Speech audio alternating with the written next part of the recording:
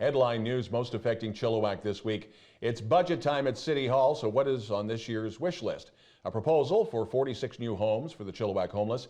Is Metro Vancouver transit strike about to affect Chilliwack? And of course, a plethora of Christmas stories. Thanks for watching. We are committed to providing local news and news that impacts our local audience from Harrison to Garrison, Greendale to Hope, and everywhere in between, including Fairfield Island, Little Mountain, Promontory, the Eastern Hillsides, Chilliwack Mountain, Yarrow, and Cultus Lake. In addition to news, sports, and weather, we're thrilled to have the Mayor of Chilliwack, Ken Popove, as our guest anchor this week.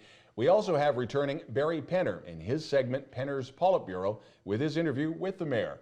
Barris Carden is back, returning with an interview with Lynn Swanson and Hank Palat of the Rotary Christmas Parade. All right, Chilliwack, let's get started. Last week, Chilliwack City Council released their 2020 budget proposal and financial plan, and the wish list includes 6 new Mounties, a new firefighter, and of course there has to be a tax increase, 3.2%, to pay for this. The financial plan funds all proposed capital projects without debt. That's in accordance with the pay-as-you-go, no-debt policy. This did pass first and second reading. It heads to public hearing on December the 3rd. Also, Council gave first and second reading to what might be a controversial idea, rezoning a parcel of land on Vetter Mountain Road from tourist to commercial. The complex would house 2 levels of shops and services, a gym and a microbrewery. While the legal text includes the words pub and nightclub, that won't be the case. Parking would face the Chilliwack River. The frontage would face the mountainside. The total package is on the south side of the Vetter. That's where the old Vetter Bridge used to cross, and then, of course, that's east of the new bridge. Again, the public hearing for this is on December the 3rd. The annual call for applications is now open for airports, heliports, and water aerodromes to submit proposals to make important infrastructure upgrades. The grant program is a cost-sharing initiative that provides funding to assist communities with improvements to their aviation facilities that can otherwise be difficult to make, especially for smaller communities like Chilliwack, Langley, and Hope. Funding from the grant supports safety improvements, terminal expansions, and green initiatives. In recent years, Chilliwack Airport was able to expand their hangar facilities. When you think of housing the homeless, Abbotsford and Chilliwack are first to come to mind, but Hope also has a challenge. Pending approval, the province is teaming up with the Hope and Area Transition Society and community partners on a proposed development that would bring 52 new homes with supports for people experiencing homelessness in the community. The proposed development would be located on Old Hope Princeton Way next to the RCMP station. Now, the new building would be connected to House of Hope. That's a 20-bed shelter that the Society has operated since the fall of 2018. Now, this week, BC Housing and the Society submitted a rezoning application for both spaces. The transit strike was averted. Coast Mountain and its workers hammered out an agreement just after midnight Wednesday morning. Details of the agreement will be released soon. The FVX Fraser Valley Express number 66 will make its usual run from Chilliwack to Langley. Chilliwack School Board debated a proposal from trustee Daryl Ferguson to have all school buses equipped with cameras. There was a 3-all tie with trustee Jarrett Mumford absent. Because it was a tie, the motion failed. The major concern expressed was the estimated minimum cost of $200,000, which isn't within the current budget.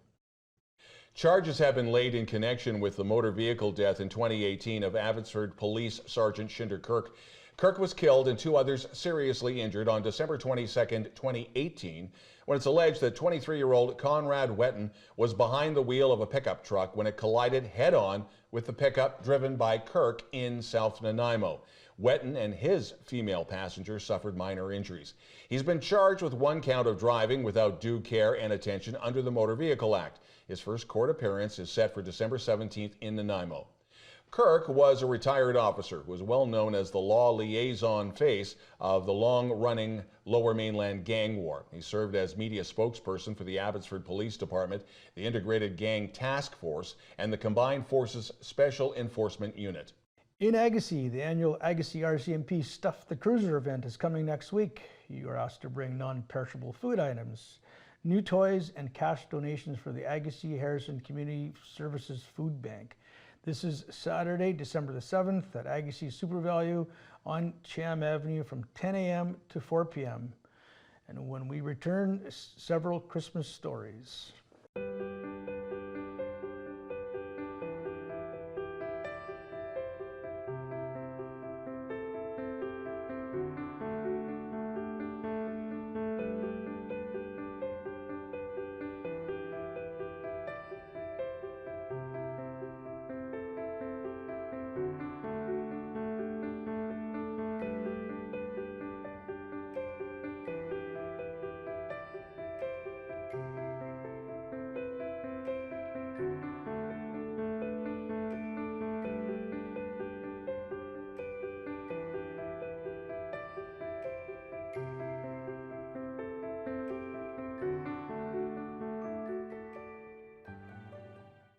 Next week, the Chilliwack Fire Department will be holding their annual food drive on Monday, December 2nd from 6 to 8 p.m. And once again, department members will be going door to door in the community collecting donations for the Salvation Army Food Bank. Although many members will be involved in the drive, it's impossible to reach every home in the community. Anyone wanting to make a donation to the food bank can drop items off at Hall Number 1 on Cheam Avenue. Last year, members of the Emergency Social Services, Chilliwack Search and Rescue, and Chilliwack Fire Department collected over 18,000 food items for the Salvation Army. The annual CP holiday train will roll through Agassiz on December 16th. As always, high-profile Canadian musicians perform cross-country on this train. This year, Terry Clark will be the headliner. The train collects non-perishable items for local food banks, and Agassiz has always benefited. Volunteers are needed, and information can be found through the Agassiz-Harrison Community Services. And the Fraser Valley Music Awards were last week. Lori Paul of Spider Lodge won the award for Best Female Vocalist. And incidentally, the making of their new album, Palomino, is documented on the chillTV special series, Spider Lodge, Making of an Album. Another Chilliwack band, Joni Loves Chachi, won the award for Best Punk Band. And the Chilliwack Independent Film Festival handed out their awards last Sunday night, with Best of the Fest award going to the feature-length film Ash, a powerful film set in Peachland. Festival director Terrace Groves, incidentally, was our guest anchor last week on chillTV. And the Rotary Christmas Parade, presented by Mountain View Harley-Davidson and sponsored by the City of Chilliwack, is back. chillTV will be live streaming the whole show again this year. We are pleased to be able to announce that Katie McKay of What's on Chilliwack magazine will be hosting, along with our own Don Lehn. We will also have Tyler Garra with live interviews of the parade enthusiasts. Watch it live or watch it on chillTV. And now, Don with the sports. chillTV Sports, last week the Abbotsford Pilots had their teddy bear toss at MSA Arena. Fans able to toss stuffed animals onto the ice after the Pilots' first goal of the game. The stuffed animal donations were split between the Salvation Army and the Abbotsford Hospice Society. The 50-50 draw raised $218 for hospice, and over 450 teddy bears were collected. Meanwhile, the Chilliwack Chiefs teddy bear toss, that's coming up December 13th at the Chilliwack Coliseum. The Chiefs play Langley, and again, you throw the teddy bears onto the ice after the Chiefs score their first goal of the game. The recent Trinity Western Spartans Foundation 11th Annual Complete Champions Corporate Reception Fundraiser, presented by Nicola Wealth, featured former NHL player and 2016 NHL All-Star Game MVP John Scott. Remember him?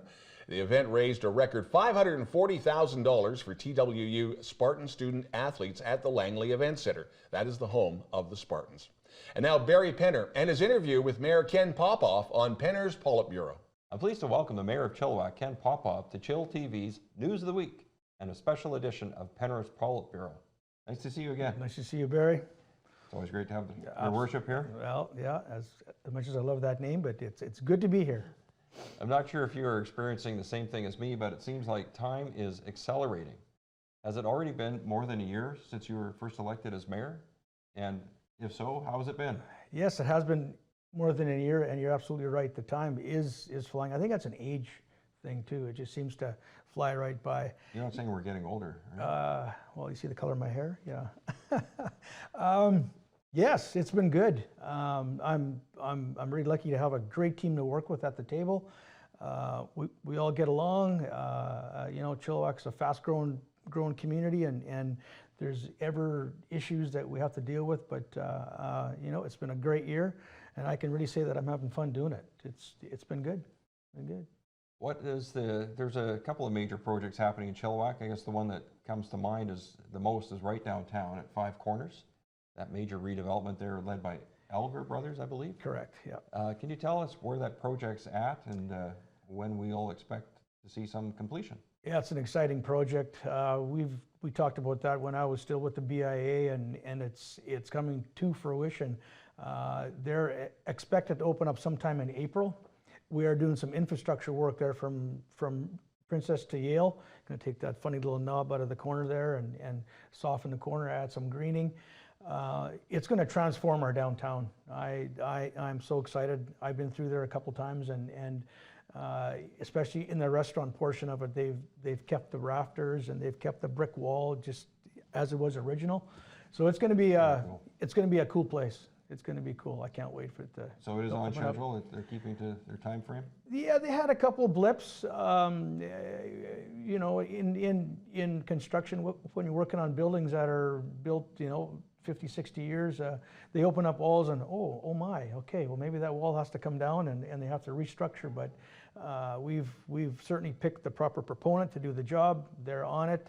They're doing a great job, and again, it's an exciting thing for downtown Chilliwack to be reborn, is the way I put it. And their tagline is actually kind of cool. It's Chilliwack is back.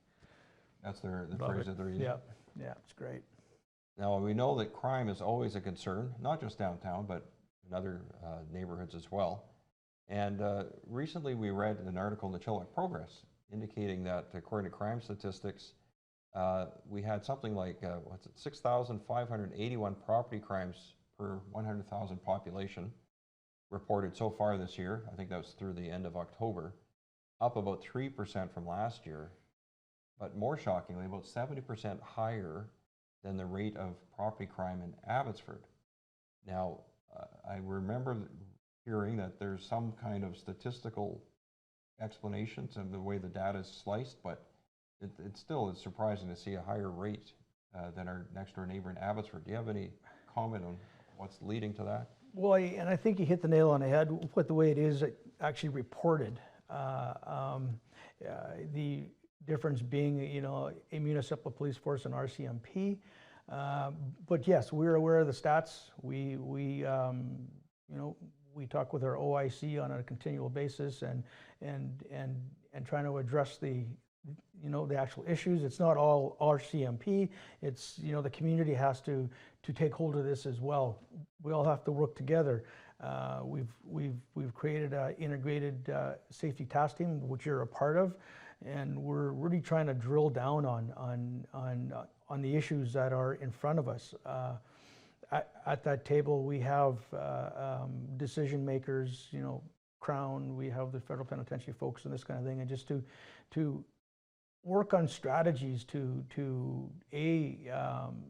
find out exactly where this originates from, if it's coming from the addictions mental health side of the house, or if it's just these folks are moving from Chilliwack and Abbotsford, which is real, but it is an issue.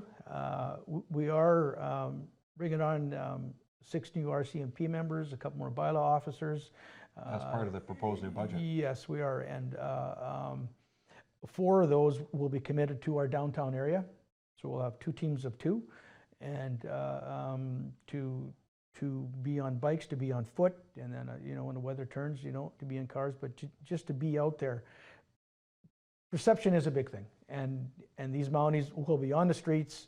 They'll be talking to these folks that I get emails about all the time. They're doing drugs in the open, which I can't stand either. So they'll be able to take the drugs away from them and just create more havoc and just make our downtown a safer place to be. I'm not saying it's not safe, but just perception wise, and to see some of these folks. So it's an issue in everybody's community. It's not only a Chilliwack issue, but we are certainly dealing with it the best we can. Just back to those statistics about property crimes.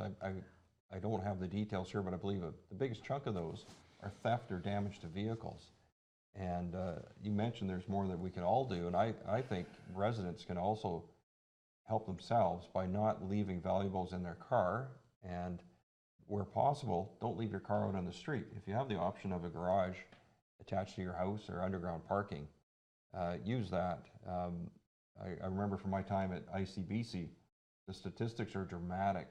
The risk of having your vehicle, the chances of your car being broken into or damaged if it's on the street versus your driveway is much higher, and versus in your, obviously in your garage versus your driveway, the stats just drop way off.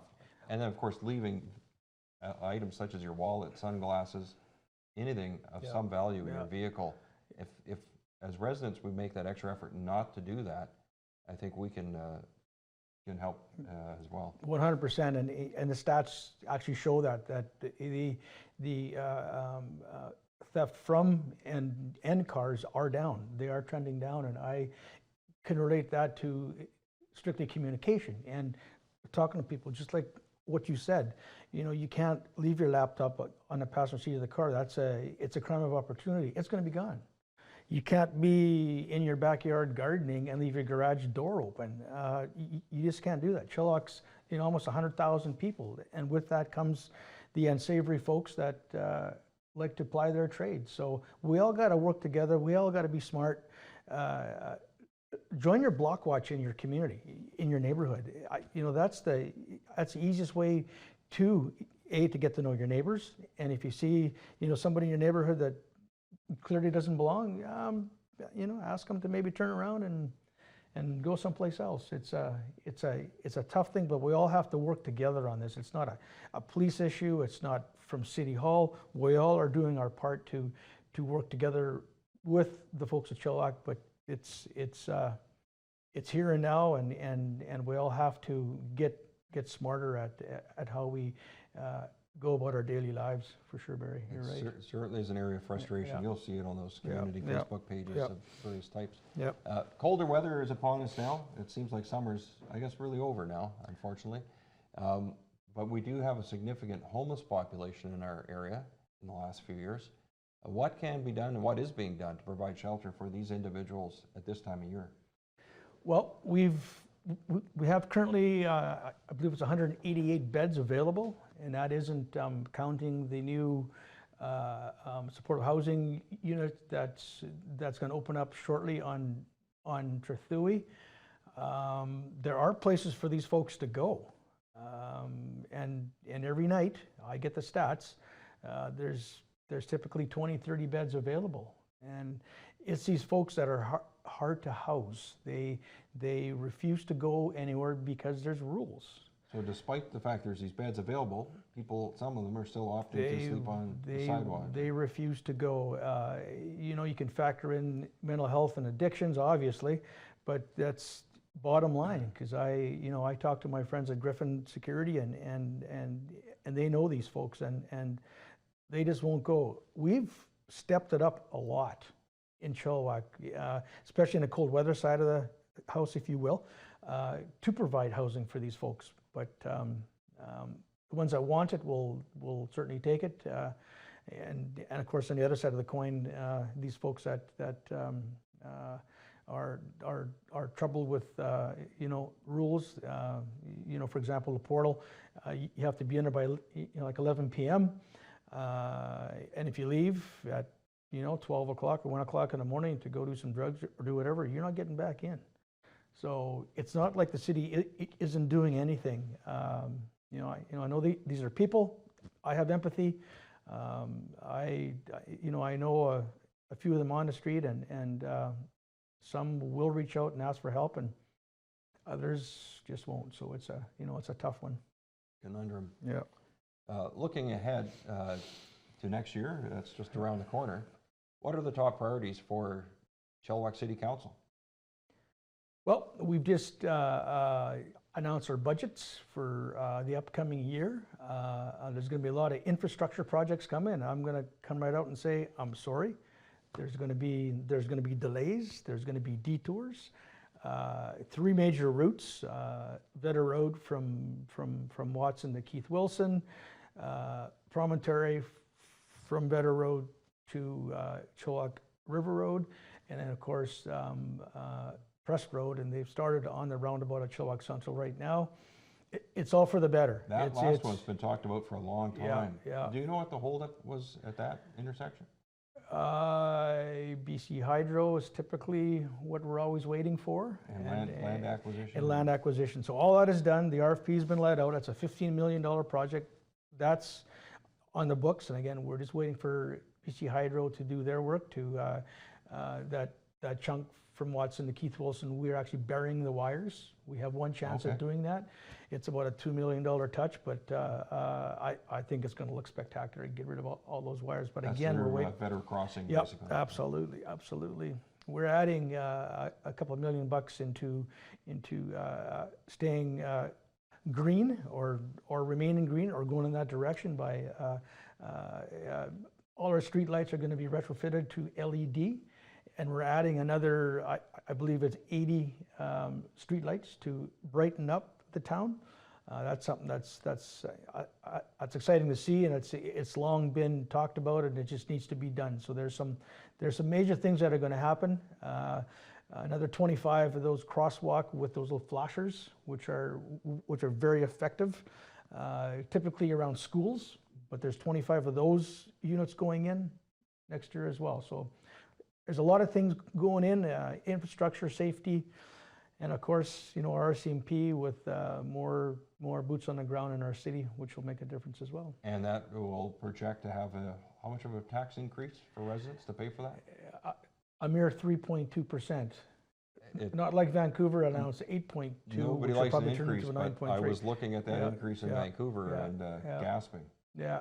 Well, each RCMP member is $172,000 fully loaded. So you do the math. It's not a cheap acquisition, but we did our studies through public engagement, and policing was always at the top of the list. And we hear people, and we're acting on it. Very good. Well, thank you very much for joining me. I've been pleased to have our mayor, Ken Popove, with us, and we'll have him back again, I think, in the new year, if you're willing. Absolutely. And this has been a special edition of Penrith's Politburo here on chillTV's News of the Week.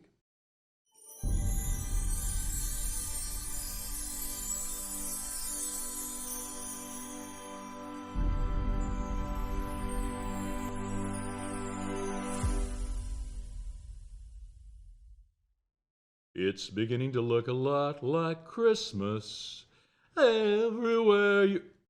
Hey, you two. I recognize you. This is Hank Pilot and Lynn Swanson of the Rotary Christmas Parade of Chilliwack, presented this year for the first time by Mountain View Harley-Davidson and sponsored by the City of Chilliwack. So great to see you, and we've got another wonderful parade coming up this year. And when is that going to be?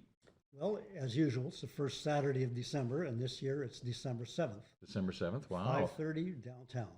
And I know that you guys spend so much time preparing. It's like several weeks at least, right? You're going back into October, I think? Yes, Before Halloween? We try to really work hard for 3 weeks. Actually, it's a one-day parade, but it takes about 12 months to put on. 12 months. Actually, I did know that. You guys work hard all year, and Rotary puts together such a wonderful parade every year. So this year, what can we expect that's a little bit different from previous years in the parade? Well, we have quite a few bands. We have the Tanner Olson band. They play country music, and they've got a new hit that they're going to be playing along with Christmas music. We have the drum line from Robert Bateman School. We have a rock band. They're called Not Mentally Prepared. Yes, Right. I've heard them. Yeah. They're quite good, not mentally prepared. I think Yes. the lead singer is from Chilliwack, and the band is from Vancouver, so they're coming all the way in. Yeah. So that's something to be seen. And is that on the Hofstede's float again this year? Well, that's actually on a float that where we're honoring all of our sponsors. We have a number of sponsors that support the parade, and yes, Hofstede's will be decorating the float and making a space for the band. Oh, wonderful. So speaking of floats, is it too late to enter a float, or can It people? is not too Oh, late. really? And It is where do not too people late. go to do that? They can go to our website, Mhm. which is rotarychristmasparade.com. Mm-hmm. And from there, they'll find the application, the route map, and So all sorts of other. RotaryChristmasParade.com. I think we're going to put that on the screen. Okay. In terms of volunteers, I'm sure there's lots of volunteers that are required every year. Do you have enough volunteers? Would you like some more? And if you do want some more, where do people go? Well, again, because it's a big parade, there's a lot of things involved in the whole project. We do need a lot of volunteers. We have a number of volunteers right now, primarily Rotarians, who form the grassroots. And they do a fantastic job. The grassroots of the parade. But it's because it's grown, you probably need more volunteers? We definitely do need more volunteers. And again, we are accepting volunteers until next week sometime. Yes. And they can go online again, Rotary.com. And that's where they would sign up as volunteers. Yeah, RotaryChristmasParade.com. Correct. Okay, well that's great, and I'm sure we have lots of people in the city that just knowing that volunteers. And what would volunteers typically do? What's involved in volunteering? Well, everything from soup to nuts. We like to have Soup. So Christmas soup, Christmas nuts. soup, right? So the key to a successful parade is safety, and we do have. Qualified traffic control people keeping the traffic at bay, but it's a parade and people love to run out into the street and all that sort of stuff. So we like to have, so we like to have some volunteers making sure the crowd stays back. So there's those roles. If you want an outdoor role, if you want an indoor role, we've got volunteers that help inside just with the running of the parade from the back room. Okay, good. So just contact through the website, and then we'll get all the information out to those people that would like to volunteer. Now, you've in the past had judging of the floats and everything. Is that going to be happening this year as well? Well, yes, we do have that. We used to have judges, and last year we introduced a People's Choice Award. So if you're watching the parade in person or you're watching the parade on chillTV, you can vote from your mobile device through slido.ca, and you'll be asked to enter a code, and that code is $H202. My little prop. Oh, you got your prompt there. Oh, that's good. So we don't even need the technical stuff, the digital stuff. You've got the handmade one. It's not handmade, it's printed. But you mentioned it'll be on chillTV, and chillTV is proud to be presenting the second annual live stream of the parade this year on chilltv.ca. Now, we're not saying don't go down to the parade. Obviously, go down to the parade and enjoy it. But if the weather's inclement, if it's frightful outside, another alternative, chilltv.ca, starting at 5:30 is the live stream. And we've got some wonderful hosts this year. Our own Don Lehn of chillTV News of the Week, and Katie McKay of What's On Magazine, who was also a guest anchor here previously. So little plug there for chillTV. Excellent. So Hank, what's the history of the parade? Tell us a little bit about how far it goes back. Well, the parade's been going on in Chilliwack for several decades, but there was a bit of a hiatus for 2 or 3 years back in early, say, 2010 to 12 type of deal.